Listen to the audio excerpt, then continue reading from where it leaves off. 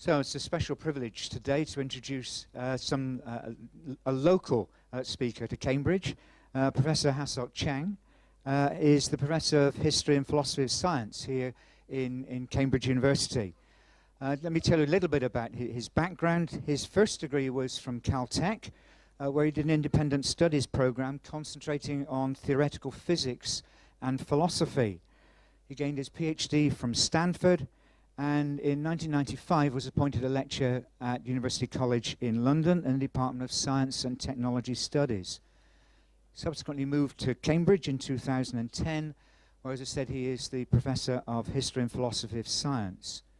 He also is co-founder of the Society for Philosophy of Science in Practice and of the International Committee for Integrated History and Philosophy of Science. Added to his credentials, he has been the president of the British Society for the History of Science. He's also a number of articles and books, and one that has a particularly intriguing title of Is Water H2O?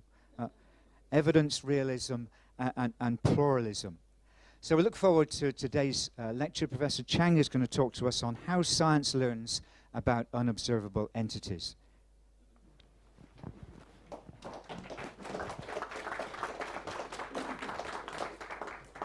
Thank you very much. Okay. Thank you all for being here. Is the sound okay? Can everybody hear me all right? Good. So it's a great pleasure to be speaking in this series. I have been a member of the Faraday Institute board, but it's the first time I'm actually giving a presentation. And just so you know, I should preface my talk by saying that I'm not a person of any particular religious upbringing or expertise. I have been trained in philosophy after science, and let me just say the way I take the remit of philosophy is to ask questions of all kinds without boundaries, without restrictions, and to think honestly about the answers. So I think that boundary which we customarily draw between science and religion, that doesn't particularly bother me. I follow my questions where they lead me. I'm going to wander about a bit because I need to be able to see the screen. So today's topic is unobservable entities that scientists deal with, they claim to know about, and there are many. Right?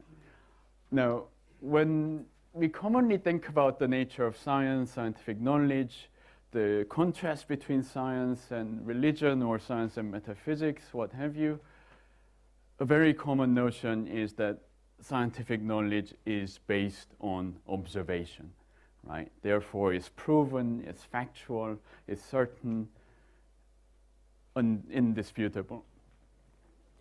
Now, I think there is a clear sense in which that is the case, but if you look at what modern scientific theories talk about, they are completely full of unobservable entities. So what do we make of this situation? Now, for philosophers of science, for which I am, this question comes down to what we call the question of scientific realism, which I will try to introduce to you as I go along. But when modern science talks about everything from dark matter to quarks, do we really mean that these things that we can never directly observe exist? And can we know that these mysterious entities are exactly as our scientific theories say they are? And if we do know that, what is the ground of that knowledge? If it's a kind of faith we have, what is the reason for this faith? Now, we philosophers like to have definitions before we start any argument. So here's a definition of what we mean by observable and unobservable, taken from one of the leading philosophers of science. It's not perfect, but it will get us going. The Canadian philosopher of science, Bas van Fraassen, says, when we say X, whatever X is observable, that means there are circumstances which are such that if X is present to us as humans, that is, under those circumstances, then we observe it. And what he means by that is that we can sense it with our unaided sensory capabilities, right? So he gives you an example to clarify things. For example, the satellites of Jupiter, which we can't see, obviously, when we simply look up in the sky. He says they should be considered as observable, not so much because given enough powerful enough telescopes we can actually get an image of them. No, that would be cheating, right? That would be not unaided senses. But he says the reason we consider those things observable is because if we could take a spaceship, go over there near Jupiter, we would surely be able to see them. So it's that kind of thing that the moons of Jupiter are, and we regard them as observable. So let's just start with that working definition. So here's the question. If science is an enterprise that deals in unobservable entities, and if what we have to do is go from our observations and infer to stuff that is unobservable, then is what we're doing in natural science the same kind of reasoning process as in the old natural theology, right?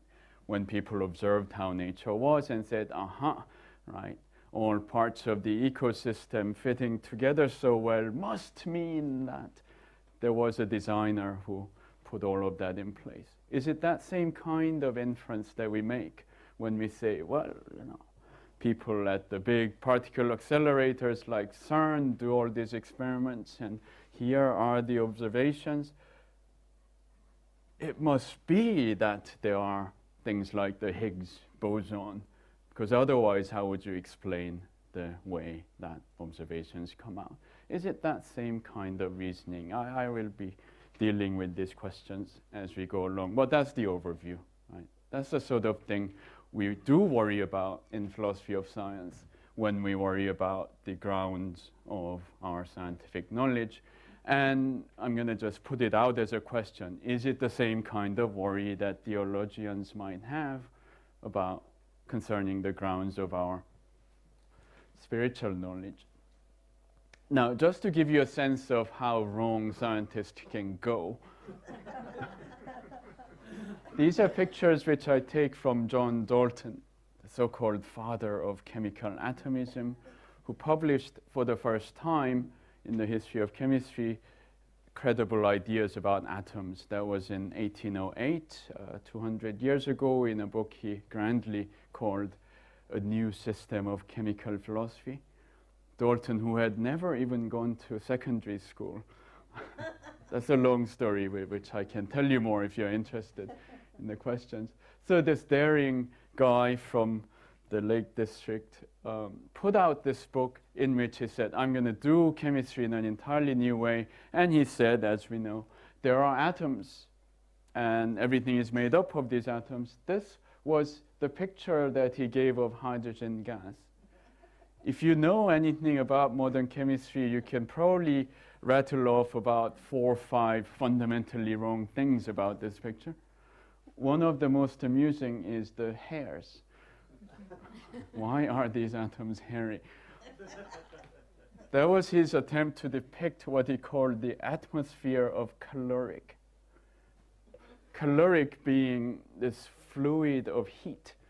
So he had the notion of heat as a substance that flows around. I mean, very intuitive notion, right? And he thought the size of an atom was determined not by how big the heavy, hard core was, which every atom had, but by how much caloric it had around it. And it goes on like that. Right? He got what he calls carbonic acid is our carbon dioxide. He got the CO2 formula right. But a picture I'm not showing you there is his picture of water, which is 1 hydrogen, 1 oxygen, HO. Chemists took half a century to overturn that notion into the formula H2O, which is the title of my recent book. And that full story is told there. But I'm just flashing this picture at you to I don't know, it's a little bit of an object lesson against human hubris, right? When we think we've got the story. Later science looks back on it with a mixture of admiration and pity, right? They had some things right, but how wrong were they? And this is a slightly advanced version of Dalton's idea. The London chemist William Wollaston, whose brother Francis was the professor of chemistry here at Cambridge, he took Dalton seriously and started building three-dimensional models of how crystals especially must be stacked up. Again, not very wrong, yet fundamentally not right. And this is another famous picture. Louis Pasteur, before he got famous with his work on bacteria and such, he did some fantastic work in organic chemistry, particularly about these optical isomers, right? Molecules that are in every other way identical to each other, but they turn polarized light in opposite ways. And he thought it's because they're made up in the same way, but they're just mirror images of each other in their shape. And he actually made these cardboard models, which you see here.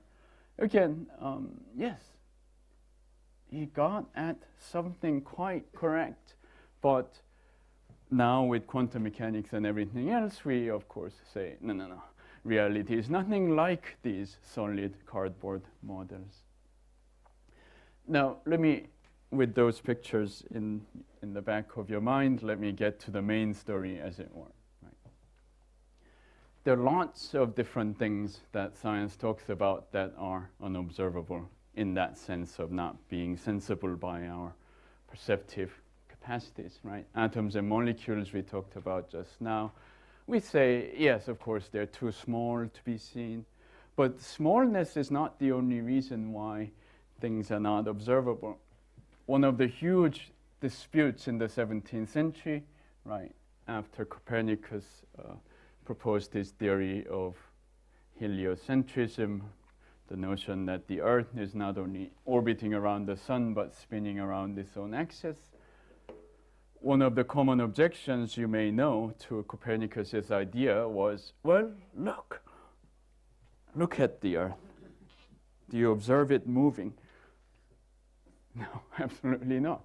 Right? So the alleged motion of the Earth was absolutely undetectable by our senses. And if you were to do this kind of thing, right, you drop.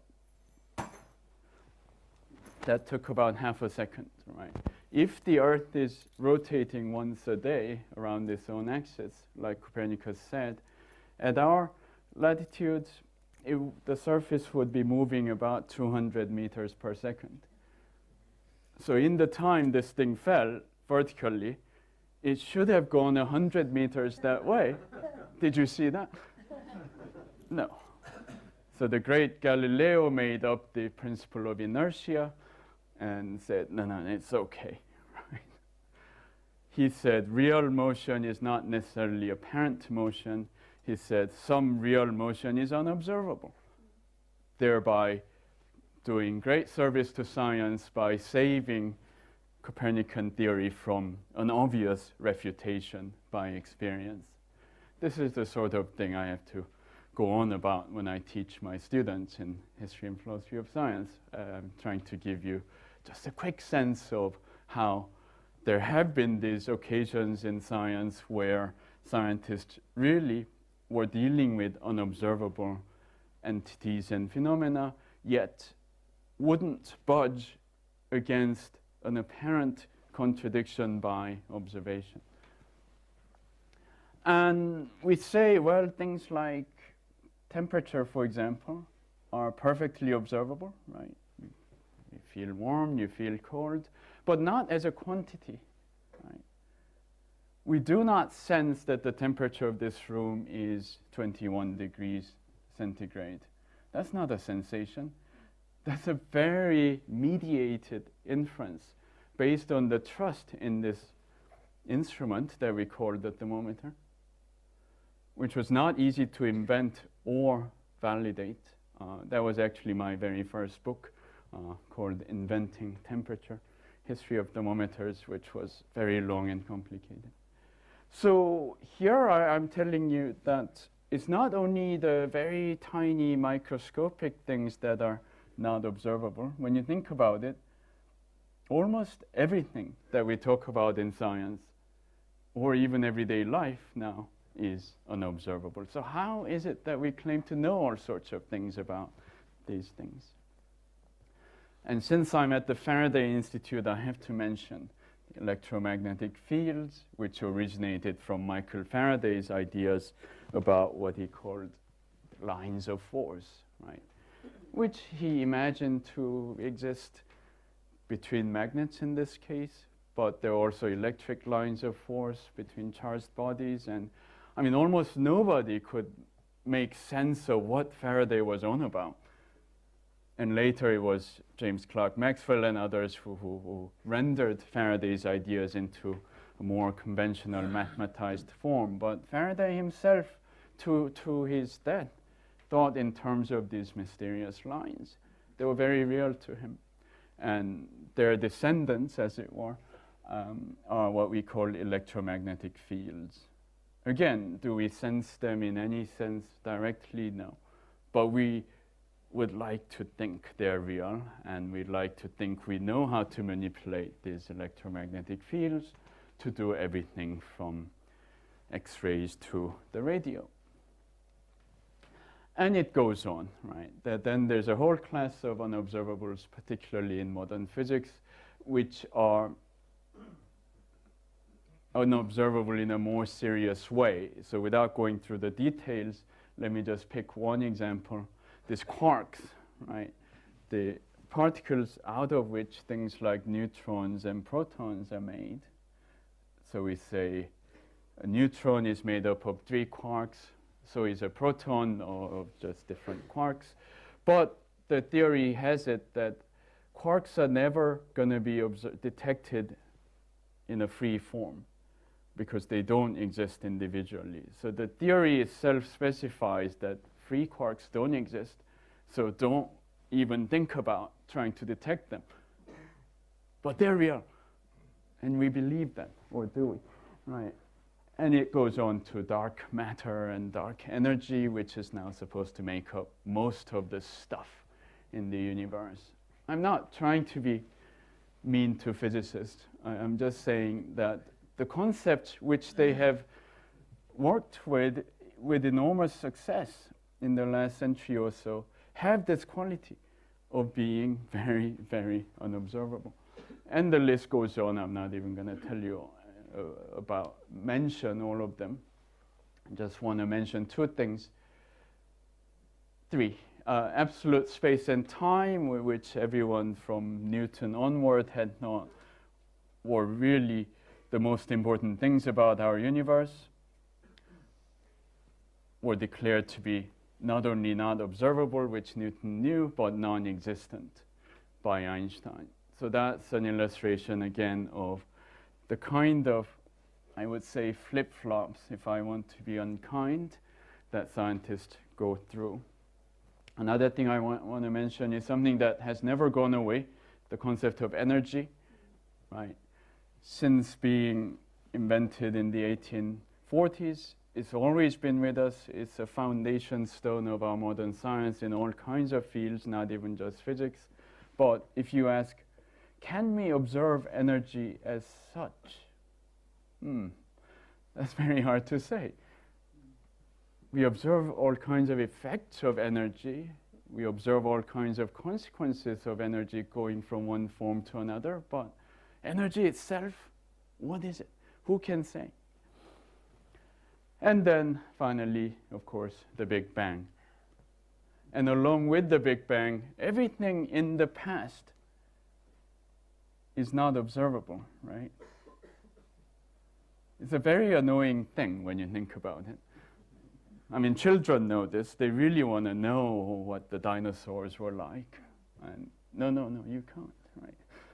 But even yesterday is unobservable. We think we know it because we were there, but most of what science talks about, we weren't there for. So right? The vast stretches of time between your birthday and the Big Bang is unobservable to you. Even your own birthday, I mean, right? That's a curious thing to think about. We think we're so sure about when our birthday was, but it's an event at which we were present, but have no recollection of whatsoever. So that actually raises a whole other question of testimony in knowledge, which I'm not going to go into, right? We trust our mothers, we trust our hospitals, we trust our public registers, right? That we were born on the 4th of October or whatever it was. We have no direct evidence. We have to believe it. So I hope you're convinced by now that science is full of unobservable entities that we talk about. Now, why is that? Why do scientists get into this game of talking about unobservables? There are many good reasons, right? First of all, when we want to have a sense of deeper explanation of why visible phenomena are such as they are, we want to invoke things like atoms and molecules, right, which underlie what we observe and thereby explain, right, the things that we do observe. Particularly satisfying to many people is this idea of unification, right? So when Faraday and Maxwell and others did their great work in 19th century physics, as a result of postulating these electromagnetic fields, they could really give a unified explanation of everything from your bar magnet attracting a piece of iron to electromagnetic waves that make our wireless and radio possible. Right all the way to light, which they recognized as a kind of electromagnetic wave. And sometimes, right, this sounds bad, but it is quite important for scientists to be able to, right, defend the best of our theories by invoking something unobservable. And this is precisely how dark matter came to be such an important part of modern cosmology, right? Because certain bits of the universe, or the entire universe sometimes, were seen to be not behaving in accordance with the great general theory of relativity by Einstein. And rather than give up on this really amazing theory, we said, no, Einstein is right. That's our credo, if you want. So what must it be like so that Einstein is right? And we say, well, the universe and the various bits of the universe are behaving as if it has a lot more mass than we can reasonably infer from what we can see. So scientists, sometimes without thinking very hard about it, say, well then, there must be some mass that we can't detect. Therefore dark, right? It doesn't mean dark, it means it doesn't interact with light and other forms of electromagnetic radiation.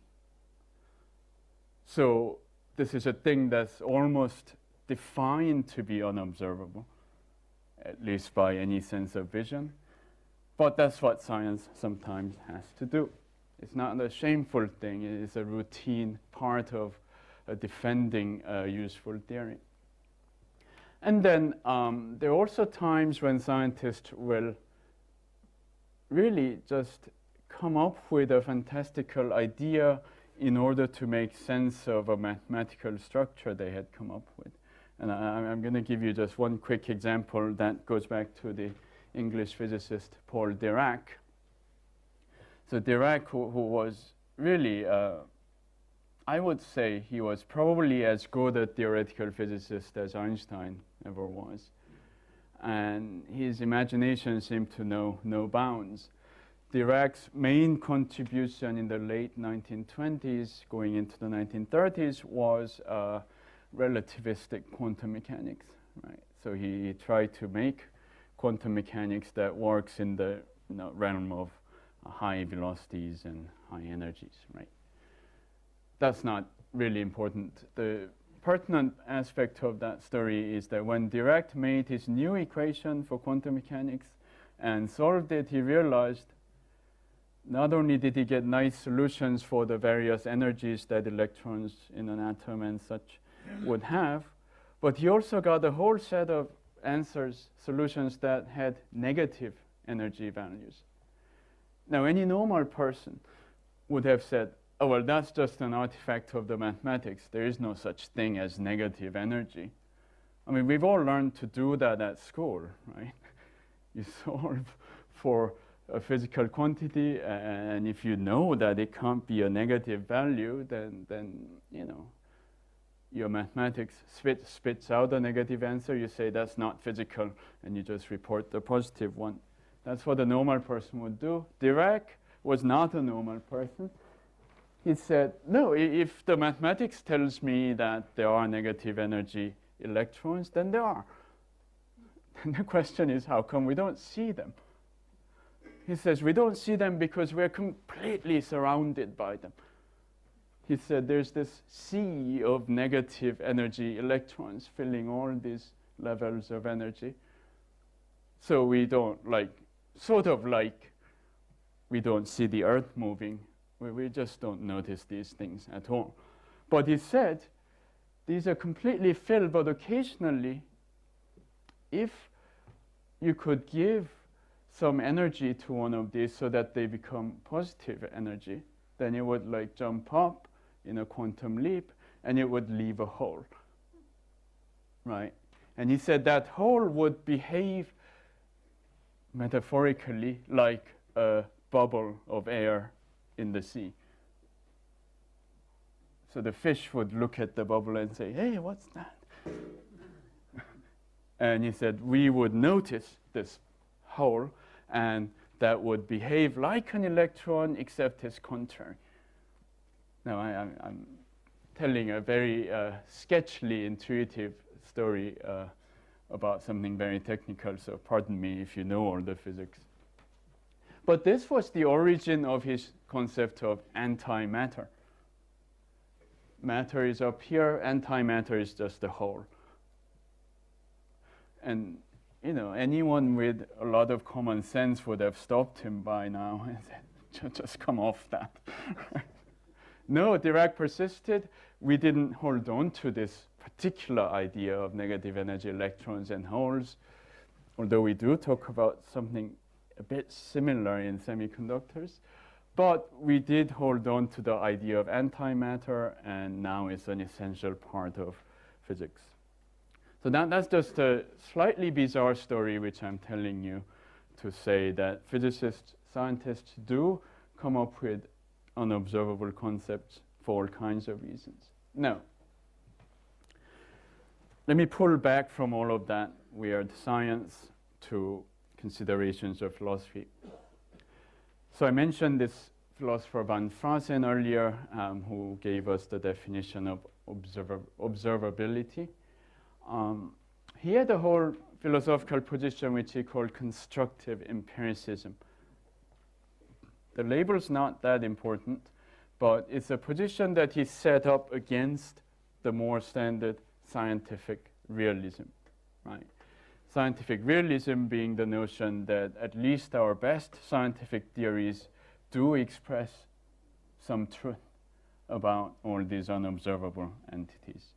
And Van Fraassen's view was that no, that would be just hubristic, right? His view was our business is, right, the science aims to give us theories which are empirically adequate, right, in agreement with observable phenomena.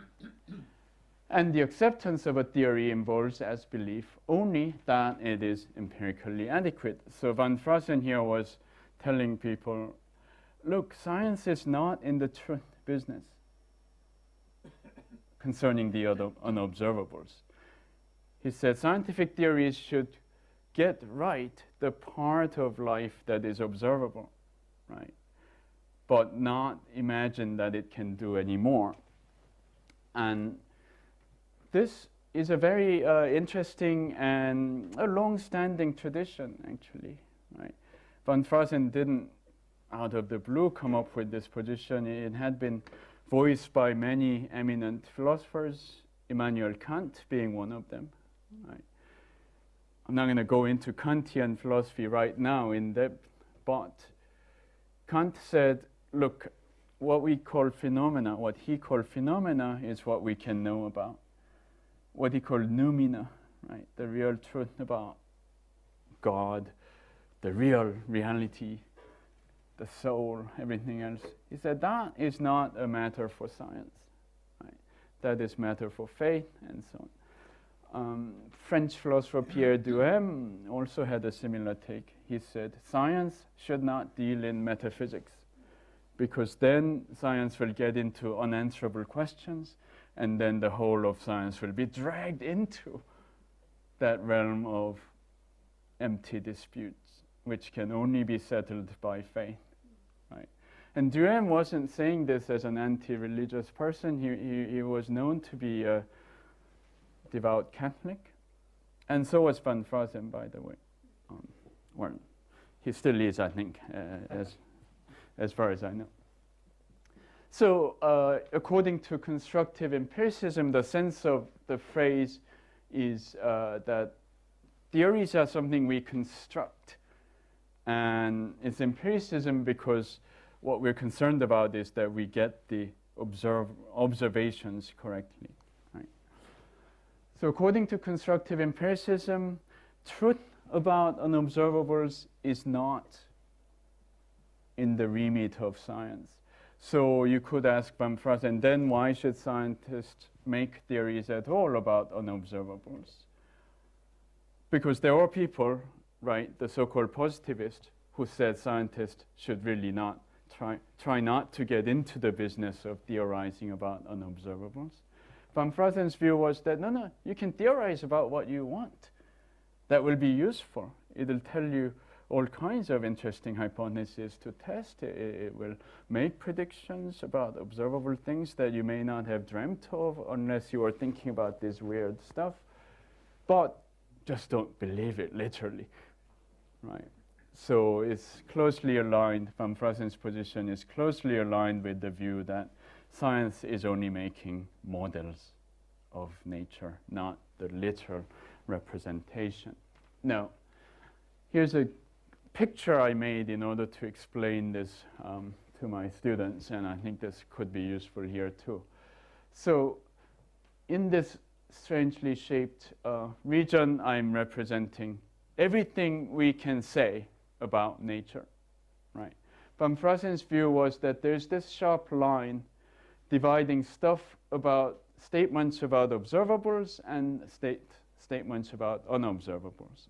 And his view was clearly that stuff below that red line we can know about, therefore should try to know about.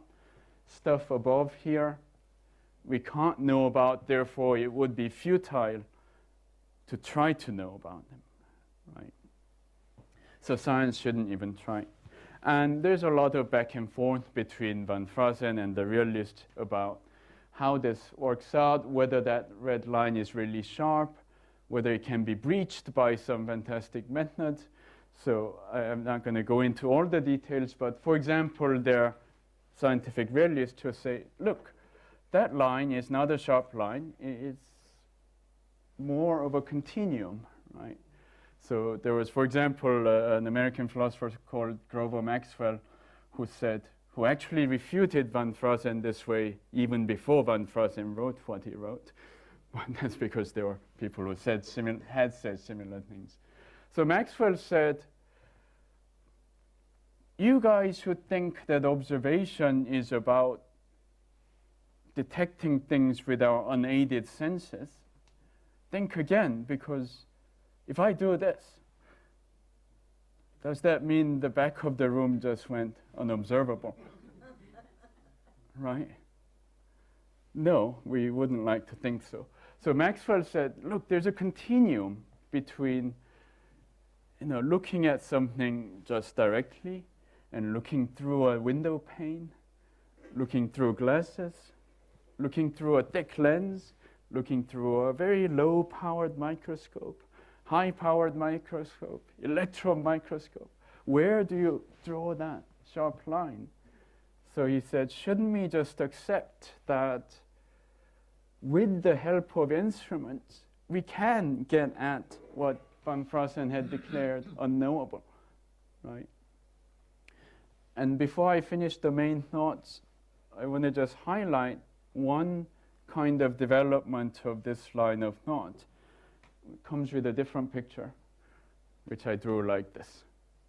It's not so much that this boundary is in general vague, but that there are some things which are, strictly speaking, unobservable, but which we should be quite certain about. A good example of this would be bacteria, right? I mean, who in this room doubts the real existence of bacteria and what they do to us? Or not just bacteria, but cells, right? But why are we so sure that our God-given bodies are made up of cells? Well, here's so this is the ideas from the doctrine from Canadian philosopher, another Canadian philosopher, Ian Hacking, who put forward this doctrine which he called experimental realism or entity realism. The contrast is entity realism as opposed to truth realism. So he's saying, look, we know that there are such things as bacteria, even though we may not know the truth about all the things bacteria are and what they're like. And he says, it's not about being certain about theories, it's about being able to do certain experiments which give us this confidence. So here's a good illustration of what hacking means. You've probably all seen this kind of picture these days. It's a cell sitting on a little stand, and here is a very, very thin needle, right? We humans make and poke the cell with, and we can inject a fluid by pressing a lever. And Hacking says, it's not so much what we visually see here under the microscope that gives us the confidence, but it's the fact that we're doing it with our hands, right? We somehow figured out how to take that single cell off a cluster of cells. We figured out how to fix it at the end of that holder. We figured out how to make this extra thin needle at the end of a syringe. We figured out a little instrument to inject the fluid into the cell, and all the while looking at the scenery of that happening, right, under the microscope. So he says, how can you doubt something like this, right? If you doubt that the biologist is really injecting the fluid into the cell under the microscope, then you should also doubt that your cats and dogs and chairs and tables are real, right? Because why do we think anything is real anyway, right? Do we truly know the real essence of this chair? No. What we know is how it responds when we pick it up and try to throw it or sit on it or feel it, right? There are all these different things that we do which cohere with each other to give us a confidence. He said, without this kind of coordination, we wouldn't have 3D vision at all, right? And there's a reference to a sadistic experiment that psychologists did in the 60s with kittens. And to cut a long story short, they raised some kittens without an ability to move. So this kitten would be like put on a trolley and be moved around, but not be able to move. And the result reported was that this kitten could not develop normal three-dimensional vision. So Hacking's argument is how we develop normal 3D vision is by moving around in the world while we observe things, right? And then we get the hand-eye coordination as well when we pick things up. And this is how we learn to live in the world. So his argument is when we do this, it's exactly the same kind of process. There's no fundamental difference. between our everyday life and these aspects of our scientific life. But when it comes to things like dark matter, it's not the same thing. Right?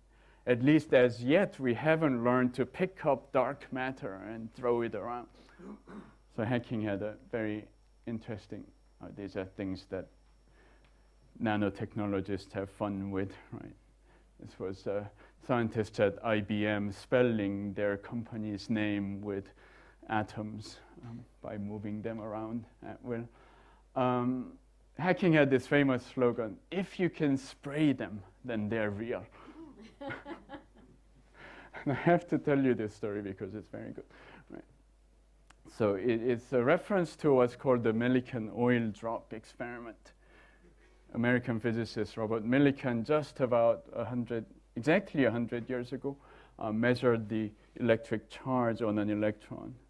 And to cut a long story short, what he did was he suspended tiny droplets of oil in air, and then he put some electric charge on them, so he could move them about as he wished, because the oil would fall, oil drops would fall due to gravity, but if you set up an electric field to push in the opposite way, you could just move them about like that, and from the speed at which they moved, he could deduce, right, how much electric charge they had, and the smallest amount of difference there could be was the charge of one electron, right? Anyway, so hacking tells you about antimatter, right? So the positron, which I mentioned before, which is the anti-electron, right?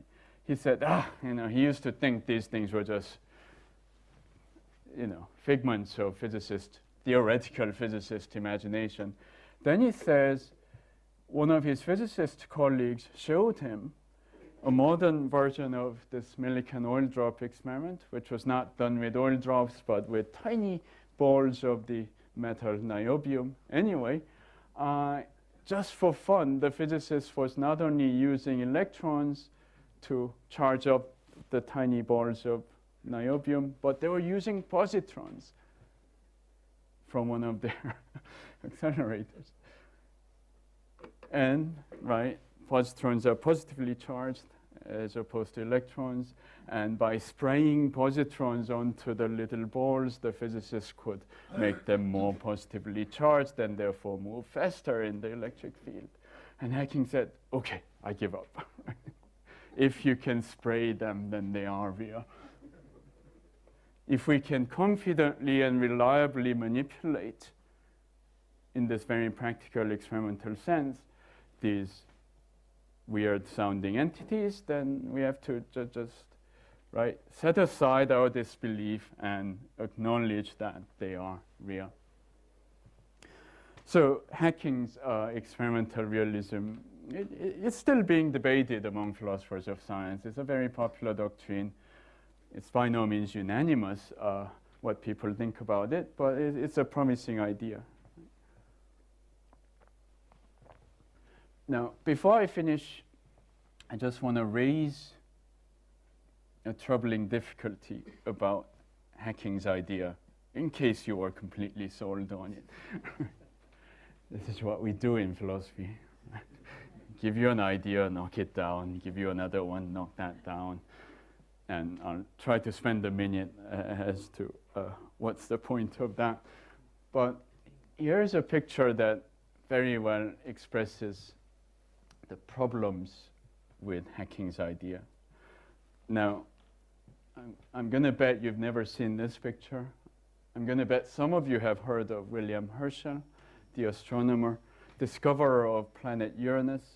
But after he discovered Uranus, he made another major discovery, which was, we now say, of infrared radiation. Right? And this was done in a very curious way. Herschel, being the astronomer as well as musician, he was trying to observe the sun with his telescope.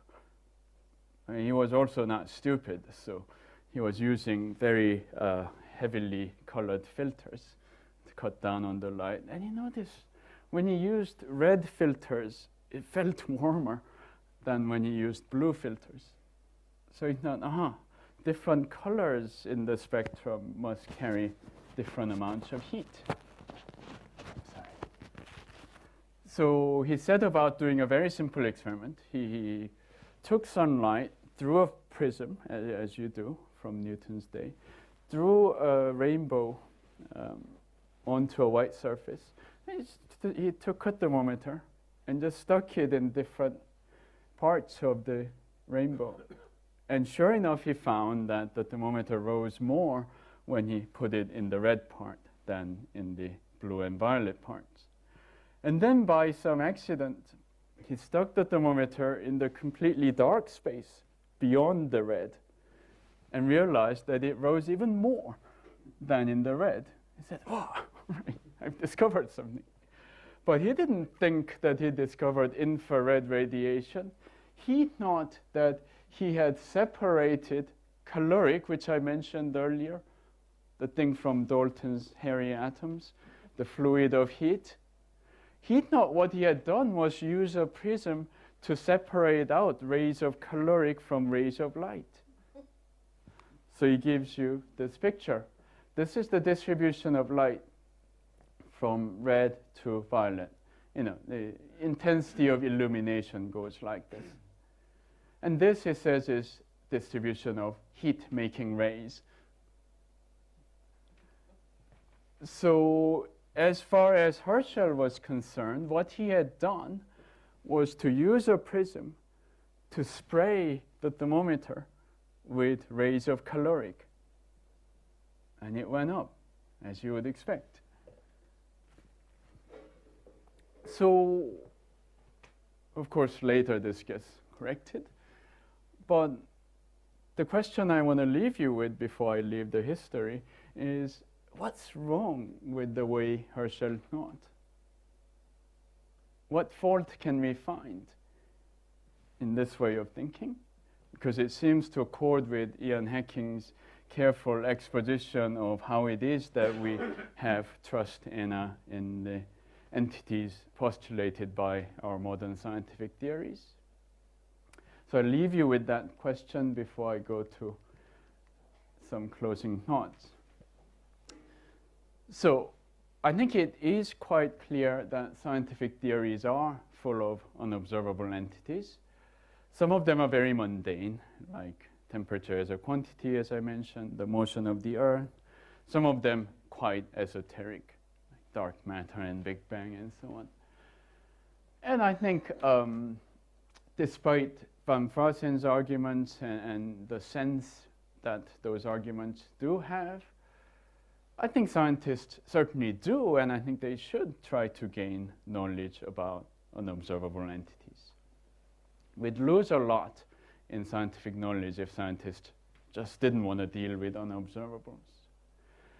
And I think sometimes it is the case that our belief in these unobservable entities are based on either a long chain of inferences, which could go wrong at every step, or what looks a bit like a leap of faith. Sometimes I think we can learn about unobservables in a more direct sort of way. This is what Ian Hacking was trying to articulate. But even then, there cannot be certainty about our knowledge. That's the point that I try to illustrate very briefly with that example of William Herschel and infrared radiation.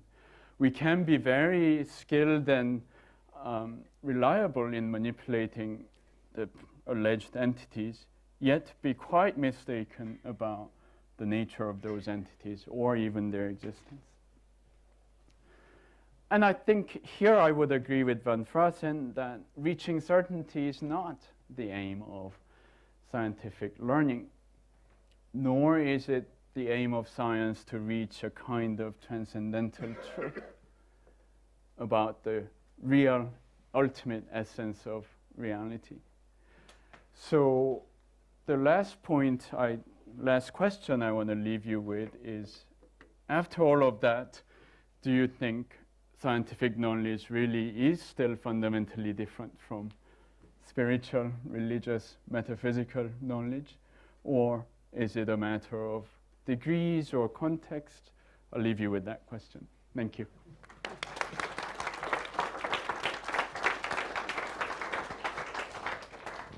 Thank you very much. That was fascinating. I'm beginning to doubt my own existence sometimes. We've got a few moments for questions. I see Rodney is champing at the bit there to start, and Kara's bringing the microphone round. Well, thank you, Hasok. Absolutely fascinating talk. Something that was puzzling me a bit about Van Fraassen and empirical adequacy and saving the appearances. I wonder whether he wouldn't, for example, have got stuck with Tycho Brahe's model of the universe, which did precisely that. Mm-hmm. All the planets going around the sun and the sun going around the Earth, and that satisfied the Catholic Church, the Jesuits, and so on. So, wonder what you'd like to say about that. Yeah, thank you, Rodney. There is a real question in my mind, at least, about why Tycho's theory didn't get more attention. Because it did exactly what you said, right? Now, in retrospect, right, I mean, my puzzle is about why people didn't pay more attention to it at the time. In retrospect, what it lacks is a convincing kind of dynamics, right? And when you start thinking about dynamics, then a whole host of other empirical facts come to bear on these theories. And that's what, Galileo and others with difficulty worked out nicely for the Copernican, later Keplerian theory, and nobody could. Tychonic. So it's, what I see in that sort of development is the imperative to go broader and broader, right? If this theory works out in this setting, well, does it still work in the neighboring domain? And this is what science has to do, right? Learn more and more, see if our theories don't start failing in a new domain. And I think that would have been the rational downfall of Tycho's theory, but in fact, it was just sort of ignored. Question just over there, and then we'll come over this side. Walking with the microphone, I thought it was just behind you. Thank you very much. I'm a physicist, and when I did my physics all those many years ago, the formula for working out the fine structure constant envisaged the planetary version of an atom, and had relativity making the electron whiz closer and faster, and therefore slightly distorted the orbit around on each orbit. And that worked out rather beautifully to give correct value for the fine structure constant.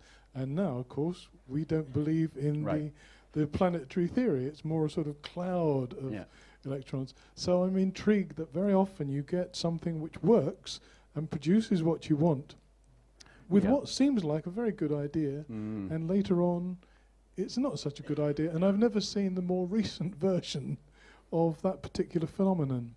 And I'm just intrigued at that thought that you picture something which you obviously can't see, it works and it gives you the right answer in lots of different situations. At what point do you say, that can't be right?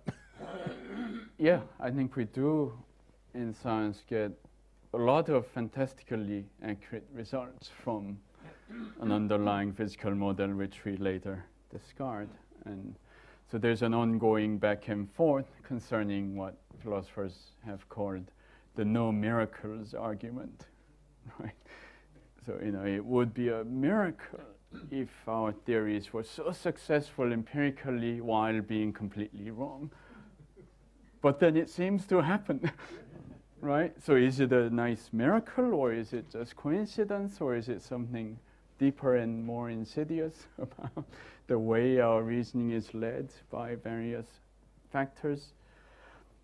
I don't think anyone's come up with a convincing answer about that. So to me, at least, I think what we take from such cases, again, is a warning against human hubris, right?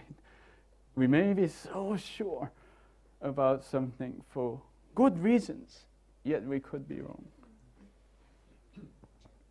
Question down here, and then we'll go one to the back. Yes, following on from that comment and your question about what was wrong with the thinking of the gentleman who had the choleric spectrum. As far as I can see, there is nothing wrong with his thinking. There was an observation there. The temperature did go up. He was 100% right in everything he did until he named it. If he'd called it infrared, he would have been 100% right, and we would have said, what a genius. But he named it choleric splitting off, and we said, what an idiot. Yeah. So it's nothing to do with the thing as a thing, the phenomenon qua phenomenon, but the phenomenon as it exists within a discourse. So, you know, I always laugh about this because I seem to think, you know, we've discovered a Higgs boson. Well, would we ever discovered the Higgs boson if there was never a Professor Higgs and a Professor Boson? You can't have done. Yeah. It's the discourse. And so what changes, of course, is not the phenomenon that we observe, although sometimes that does change, but typically it doesn't. What changes is the discourse or the paradigm in which we locate it.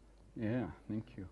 And there's not only Professor Higgs, but Professor Bose as well, after whom boson is called boson. But you've actually beautifully anticipated a bit of history that I didn't tell you.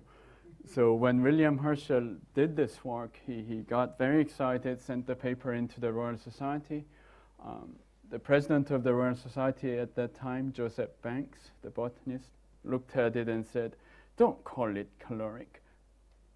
He said, that's based on this French theory of Lavoisier, that is, which is about to go down. So Banks convinced Herschel to adopt the term radiant heat instead of caloric. And that is a more phenomenological term that still stands, right? So there's a very good lesson in what you just said. Thank you. Thank you. One final question. With reference to your claim that science should not seek transcendent truth, what do you think of Stephen Hawking's last line in his famous book, where he speaks of knowing the mind of God through a theory that will integrate all known forms of laws of nature? Thank you. So that's the impulse towards unification, which I briefly mentioned. I think we can have such dreams, right? That we might come up with a theory that would unify all kinds of things. Even then, to think that we have got the transcendental truth, now that would be another step, right? Because what we can achieve, right, so what Maxwell achieved, unifying electricity, magnetism, and optics, that was wonderful. That doesn't mean that was the transcendental truth, right? Because later on they found the quantum particle nature of light, which didn't at all go with Maxwell's theory, which was beautiful and unified in its own domain, yet there was more. So I'd like to end by, in answer to response to your question, an image which I wish I would have brought, which I had brought from Joseph Priestley, the scientist and theologian. Priestley said, our situation is like complete darkness, immeasurable complete darkness, in which there's a little circle of light. And that's the stuff we know. And he says, the more we learn, that circle of light will expand. But what's going to happen is the circumference of that circle will also expand. And that circumference is our ignorance. It's the stuff at the edge of knowledge which we know we don't know about. So the more we know, the more ignorant we become. But it says, yet we should be happy, because thereby we'll have more to contemplate, the more to learn, and science, he says, will go on forever like this. And to him, that was an expression of the glory of God. To me, it's an expression of the vastness of nature and the finitude of us human beings. Thank you so much. On that note, I think we'll finish. Thank you. Join me in thanking Hasok for a wonderful seminar. Thank you.